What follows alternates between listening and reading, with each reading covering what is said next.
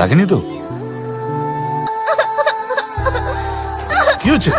দাদাবাবু তাড়াতাড়ি এসো। লাগেনি তো, কিচ্ছু লাগেনি। এই তো আমি আছি বাবু।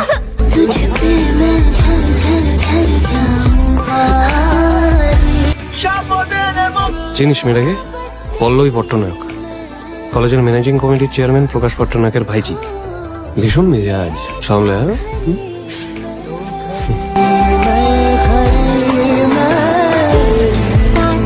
বুঝিয়ে দাও।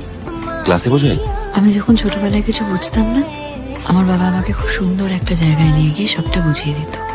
আমি তো তোমার বাবা নই। সে তো আমিও আমার ব্যবহার পেতে অভ্যস্ত নই। কেমন ব্যবহার? এই যে এত কেয়ারিং।